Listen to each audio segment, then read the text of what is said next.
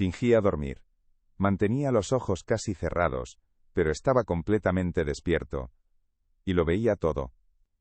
Una sombra humana estaba arrodillada junto a su cama, inmóvil en la penumbra de la habitación. Un escalofrío recorrió su cuerpo, pero no era de miedo, sino de una helada soledad. Don Ricardo, a sus 75 años, era un hombre que lo tenía todo y no poseía nada.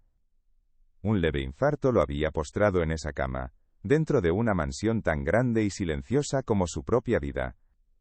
El poder que había acumulado durante décadas se sentía ahora inútil, frágil. Desde el pasillo llegaban las voces de sus hijos, Javier y Sofía.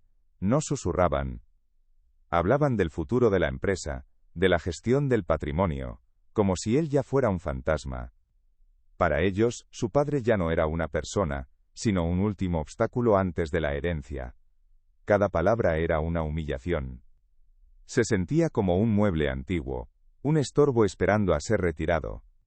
Por eso fingía dormir, para no tener que enfrentarse a la indiferencia en sus miradas, para escapar del dolor de saberse invisible para su propia sangre. Pero la sombra a su lado no se movía como un ladrón, no buscaba el reloj de oro en su mesilla ni la cartera sobre la cómoda. Sus manos estaban juntas y su cabeza, inclinada.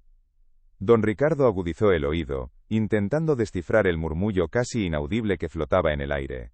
De repente, un destello de luz de luna atravesó la ventana. Iluminó por un instante el rostro de la figura y reveló el brillo de una lágrima silenciosa que se deslizaba por su mejilla. ¿Lágrimas? ¿Quién en esa casa lloraría por él? La confusión se apoderó del millonario. Su instinto, forjado en salas de juntas y negociaciones hostiles, le gritaba que permaneciera quieto, que observara. Pero una parte de él, una que llevaba décadas dormida, sintió una punzada de pura y abrumadora curiosidad. No era un enemigo, tampoco era un familiar. Era algo mucho más desconcertante. Y lo que estaba a punto de descubrir en el silencio de esa habitación, iba a cambiarlo absolutamente todo. La imagen de Elena, arrodillada y llorando en silencio, se quedó grabada en la mente de don Ricardo. Era una pieza que no encajaba en el frío rompecabezas de su vida. Él, era un constructor, un hombre que había levantado un imperio desde los cimientos, apilando ladrillos y contratos hasta tocar el cielo. Pero en el proceso, había construido muros igual de altos a su alrededor. Sus días, antes llenos del estruendo de las obras y el pulso de las negociaciones, ahora se medían por el goteo del suero y el tic-tac monótono del reloj de pie en el pasillo. Un sonido que parecía contar los segundos que le quedaban, no los que había vivido. Se sentía atrapado en su propio cuerpo, en su propia casa. La puerta se abría 2 veces al día con la misma frialdad. Eran Javier y Sofía. No venían a preguntar cómo se sentía, sino a informar. El balance de la empresa, un contrato que necesitaba su firma, la venta de una propiedad. Sus voces eran eficientes, sus miradas se desviaban hacia la ventana, hacia el futuro que les esperaba fuera de esa habitación. Una tarde, Javier dejó una carpeta sobre la cama. Ni siquiera lo miró a los ojos. El roce del cuero contra las sábanas de seda fue el único contacto entre ellos. Ricardo sintió una oleada de rabia impotente. Él, que había movido millones con un gesto, ahora no podía ni siquiera inspirar un abrazo de su propio hijo. En su soledad, recordaba a su difunta esposa Marta. Ella era el color en su mundo de grises. Recordaba su risa llenando los mismos pasillos que ahora solo albergaban silencio. Se preguntaba qué diría ella, si viera en lo que se habían convertido sus hijos, en lo que se había convertido él. Un rey, en un castillo vacío. Pero luego entraba Elena. No hablaba mucho, le cambiaba el agua, le ajustaba la almohada, o simplemente abría las cortinas para que entrara el sol. Sus manos no temblaban al tocarlo, y su mirada era tranquila, directa. No había lástima en ella, solo un respeto sereno que lo desarmaba por completo. Eran pequeños gestos, casi invisibles, una flor fresca en el jarrón de la mesilla. Su té favorito, preparado exactamente como le gustaba, sin que él tuviera que pedirlo. Detalles que sus hijos, con toda su riqueza, nunca habían pensado en ofrecer. Eran las únicas muestras de afecto genuino que recibía. Y esa contradicción lo atormentaba. ¿Por qué la mujer a la que le pagaba un sueldo, le mostraba más humanidad que su propia sangre? La duda comenzó a crecer en su interior, una pequeña grieta en el muro de cinismo que había construido durante décadas. Se dio cuenta de que su fortuna había comprado obediencia, pero no lealtad. Había comprado presencia pero no compañía. Y en la quietud de su enfermedad, empezó a sospechar que había estado buscando el tesoro en el lugar equivocado. La noche se cernía sobre la mansión, y con ella, una decisión. Debía saber la verdad, no la verdad de los números y los contratos, sino la del corazón humano. Y estaba dispuesto a todo para descubrirla. Cuéntanos, ¿desde qué ciudad estás viendo esta historia, y qué hora es ahora mismo en tu rincón del mundo? Te leemos en los comentarios. La puerta de la habitación se abrió sin un golpe previo. Entraron Javier y Sofía, no como hijos que visitan a un padre enfermo, sino como inspectores revisando una propiedad. Javier, con su traje impecable y el teléfono pegado a la oreja, parecía un extraño en su propia casa. Sofía, envuelta en un perfume caro, paseó la mirada por el cuarto con un gesto de leve disgusto. No hubo un buenos días, ni un cómo te encuentras. Javier terminó su llamada y se acercó a la cama, dejando caer sobre la sábana una carpeta de cuero. Su voz sonó fría, como el acero de un bisturí. Papá, los abogados necesitan que firmes estos documentos. Es para agilizar la gestión de los activos mientras te recuperas. Don Ricardo sintió una punzada en el pecho, y no era por el infarto, era la humillación. La palabra gestión resonaba en sus oídos como una sentencia. Intentó incorporarse pero sus músculos no le respondieron. Su voz salió como un susurro roto. ¿Qué es esto, Javier? Quería sonar autoritario, pero solo sonaba frágil. Sofía se rió, una risa corta y sin alegría. Ay, papá, no te esfuerces. Es solo burocracia. No querrás que el imperio se venga abajo por un pequeño susto, ¿verdad? Se miró las uñas, perfectamente cuidadas, como si la debilidad de su padre fuera una molestia estética. La tensión en la habitación era tan densa que se podía cortar. Cada segundo de silencio era un grito. Javier, impaciente, abrió la carpeta y le puso un bolígrafo en la mano temblorosa. Solo tienes que firmar aquí. Es por tu bien. Pero sus ojos no decían eso. Sus ojos decían date prisa. Don Ricardo miró la línea punteada. Sentía el peso del bolígrafo como si fuera una losa de plomo. Firmar significaba rendirse, admitir que ya no era más que una firma en un papel, el último trámite antes del final. Pero negarse. ¿Qué podía hacer un hombre que ni siquiera podía sostenerse a sí mismo? Desde el pasillo, sus voces se hicieron más fuertes. Ya no se molestaban en disimular, discutían sobre la venta de la finca de la sierra, el lugar donde Ricardo había pasado los veranos con su difunta esposa. Para ellos, era solo un número en un balance. Para él, era el último refugio de sus recuerdos. Elena entró en ese momento para cambiar el agua de las flores. Vio la carpeta, la mano temblorosa de don Ricardo y la expresión impaciente de sus hijos. No dijo nada. Bajó la cabeza y se movió en silencio. Pero su mera presencia fue un testimonio mudo de la crueldad que estaba presenciando. Antes de salir, Javier se detuvo en el umbral. Mañana volveremos con los abogados, hay que cerrar esto cuanto antes. No era una promesa, era una amenaza. La puerta se cerró, devolviendo la habitación a su silencio habitual. Pero ya no era un silencio pacífico. Estaba envenenado por las palabras que habían quedado flotando en el aire. Don Ricardo se quedó mirando la carpeta, un ataúd de cuero para su voluntad. Se sentía como un león viejo, rodeado por hienas que esperaban pacientemente su último aliento. Pero incluso el león más viejo todavía tiene garras. Y una idea, afilada y peligrosa, comenzó a formarse en su mente. Ellos creían que la partida estaba ganada. Pensaban que su padre era un libro cerrado. Pero no sabían que aún quedaba por escribir el último capítulo. Y ese capítulo no sería sobre su final, sino sobre el de ellos. La mañana siguiente trajo consigo el olor a papel caro y a victoria ajena. Javier y Sofía no vinieron solos. Detrás de ellos entró un hombre de traje gris, con un maletín de cuero que parecía contener el peso del mundo. Era el notario. La rendición ahora era oficial, legal. Don Ricardo los observó desde su almohada. Se sentía como un espectador en el acto final de su propia vida. Intentó hablar, protestar, pero su garganta se cerró. Las palabras que una vez movieron mercados se habían convertido en un nudo de impotencia. Solo pudo negar débilmente con la cabeza. Javier ignoró el gesto. Desplegó los documentos sobre la cama con una eficiencia cruel. No te preocupes, papá. Es un simple poder notarial. Para que no tengas que molestarte con nada. La frase era un insulto envuelto en falsa amabilidad. Lo estaban borrando de su propia existencia. Sofía, impaciente, se acercó a la ventana.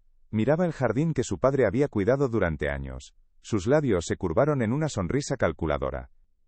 Ya pensaba en los cambios que haría, en la piscina que construiría donde ahora estaban las rosas de su madre. En ese momento, don Ricardo sintió una punzada de rebeldía.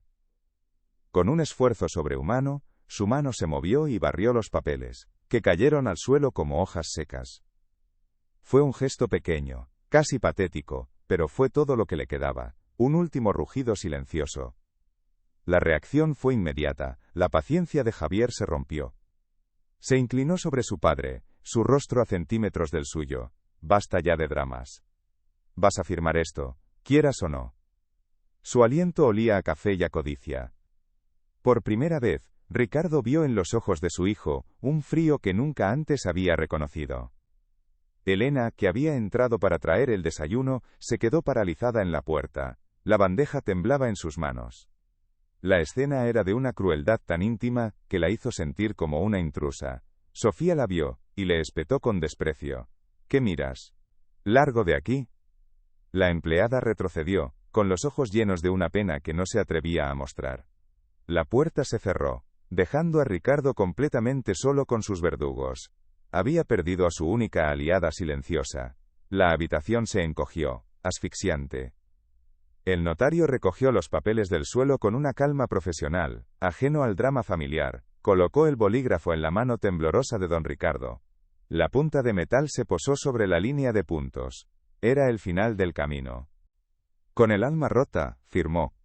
El trazo de su nombre, antes un sello de poder, ahora era la cicatriz de su derrota. Javier tomó los documentos, los revisó con una sonrisa satisfecha y se los entregó al notario. Misión cumplida. Salieron de la habitación sin una palabra más. Ni un adiós, ni una mirada atrás. El clic de la puerta al cerrarse resonó como el golpe de un martillo sobre un ataúd. Don Ricardo se quedó mirando el techo, un lienzo blanco donde se proyectaba el rostro de su fracaso. Había construido un imperio para ellos, y ellos lo habían usado para construir su jaula. Se sintió despojado, no de su dinero sino de su dignidad. Una lágrima solitaria, caliente y amarga, rodó por su sien y se perdió en la almohada. Creía que ya no le quedaba nada por lo que luchar. No sabía cuán equivocado estaba. El eco de la puerta al cerrarse dejó un silencio denso, casi sólido. Don Ricardo yacía inmóvil, con los ojos fijos en el techo. Se sentía hueco, vaciado de todo poder y de toda esperanza. La firma en aquel papel no solo había cedido su fortuna, sino también su alma. Estaba oficialmente jubilado de su propia vida. Horas más tarde, la puerta volvió a abrirse con un suave crujido. Él no se movió, supuso que era una enfermera. Pero los pasos eran ligeros, familiares. Eran los de Elena. Entró para recoger la bandeja del desayuno, que seguía intacta. Sus movimientos eran un bálsamo en la atmósfera herida de la habitación. Pero no se fue. Dejó la bandeja en el suelo y se detuvo junto a la cama. Don Ricardo la observaba a través de sus pestañas, fingiendo el mismo sueño profundo que se había convertido en su refugio. La vio dudar un instante, y luego, para su total asombro, la vio arrodillarse lentamente sobre la alfombra. Un escalofrío recorrió su espalda. ¿Qué hacía? ¿Buscaba algo que se le había caído? Su mente, entrenada para la desconfianza, barajó 1000 posibilidades. Pero entonces escuchó un murmullo, tan bajo que era casi imperceptible. Era el sonido de una oración. Agudizó el oído, esperando escuchar una petición, una súplica. Pero las palabras que llegaron hasta él, hicieron que su corazón se detuviera. Elena no pedía nada. Daba las gracias. Agradecía por la vida de su patrón, por el trabajo que le había permitido dar estudios a sus nietos. Agradecía por un hombre que, según ella, era bueno a pesar de su dureza. Una lágrima solitaria se deslizó por la mejilla de la mujer. La luz pálida de la tarde la hizo brillar como un diamante. Esa lágrima, silenciosa y pura, fue la prueba que lo cambió todo. No era una lágrima de pena, sino de una gratitud tan honesta que a don Ricardo le quemó por dentro. En ese instante, el muro de cinismo que había construido durante 75 años se hizo añicos.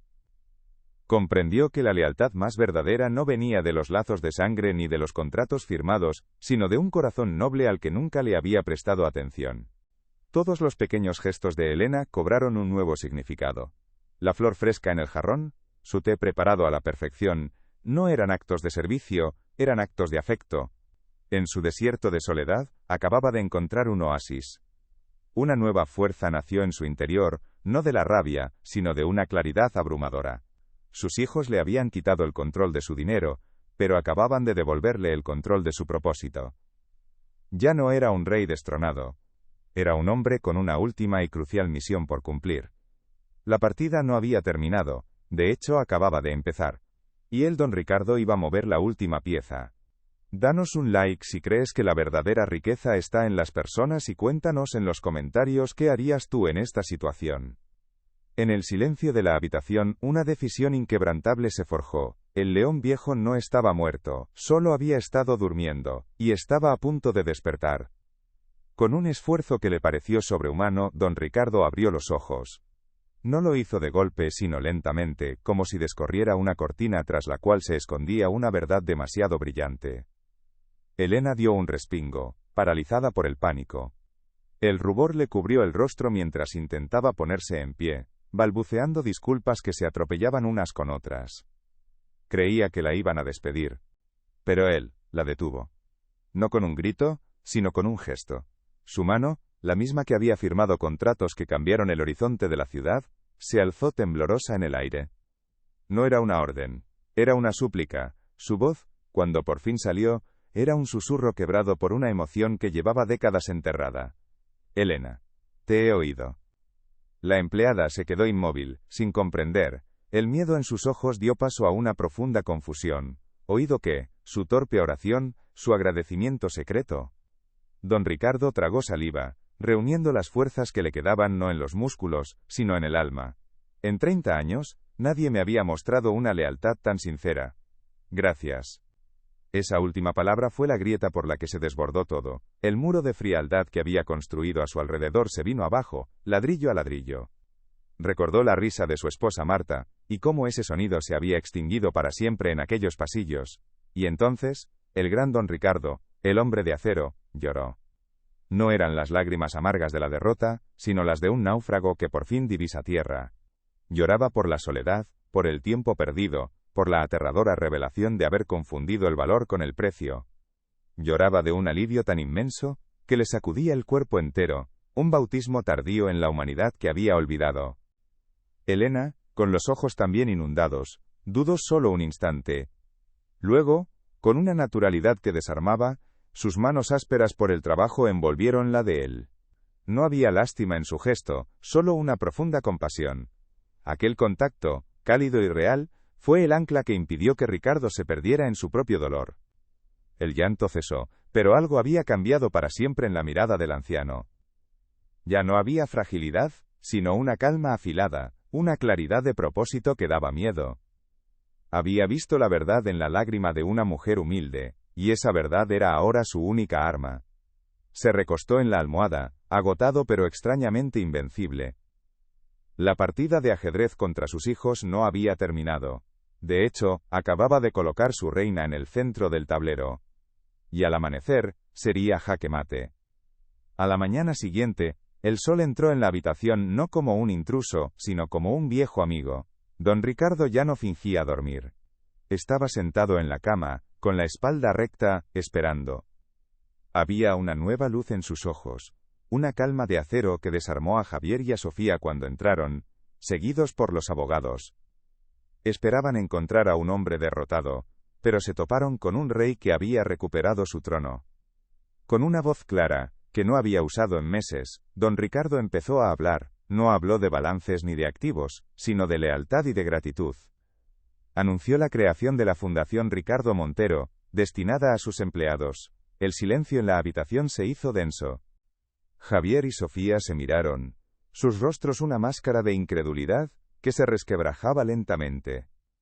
Una parte significativa de sus acciones, explicó, garantizaría una jubilación digna, vivienda y la educación universitaria para las familias de quienes le habían servido con honestidad. Luego, sus ojos buscaron a Elena, que estaba de pie junto a la puerta, invitada por él. Elena, la casa junto al parque, en la que siempre soñaste vivir, es tuya. Las lágrimas de la mujer no fueron de sorpresa, sino de una alegría tan pura que iluminó la fría estancia. Finalmente, se dirigió a sus hijos. El dinero que heredaréis sigue siendo más de lo que la mayoría de la gente verá en su vida. Pero cometí un error. Os di todo lo que el dinero puede comprar, pero olvidé enseñaros el valor de las personas. Ese tesoro, el más grande de todos, lo he reservado para quienes sí lo entienden. No había ira en su voz, solo la serena tristeza de una lección impartida demasiado tarde. Un año después, la inmensa mansión estaba en silencio, vendida a una corporación. Pero don Ricardo no estaba allí. Estaba en el jardín de una casa acogedora, llena de flores, y del sonido de risas infantiles. Ya no vestía trajes caros, sino una camisa cómoda. El sol le daba en la cara, mientras el nieto de Elena, un niño de 5 años, le tiraba de la barba con una carcajada contagiosa. Estaba rodeado no de ejecutivos, sino de la familia de Elena, y de otros antiguos empleados. Lo llamaban abuelo Ricardo. Le pasaban un trozo de tarta, le contaban anécdotas del barrio. Por primera vez en su vida, se sentía parte de algo real, un tejido de afecto que no se podía comprar ni vender. Observó la escena, el mantel a cuadros, las manos unidas, las miradas cómplices. Había cambiado un imperio de hormigón y cristal por aquel pequeño jardín. Y en ese trueque, había ganado, había descubierto que la verdadera riqueza no se acumula, se comparte. El pequeño le puso una flor arrugada en la mano. Don Ricardo la aceptó con una sonrisa que le llegaba a los ojos. Miró a Elena, que le devolvió la mirada desde el otro lado de la mesa, una mirada que lo decía todo sin necesidad de palabras. Había encontrado su hogar. Historias como esta nos recuerdan dónde reside el verdadero valor de la vida. Si esta historia te ha emocionado, compártela con alguien a quien aprecies de verdad, y déjanos un comentario contándonos qué te ha parecido el final. Porque al final del camino, no te llevas lo que has guardado sino lo que has dado.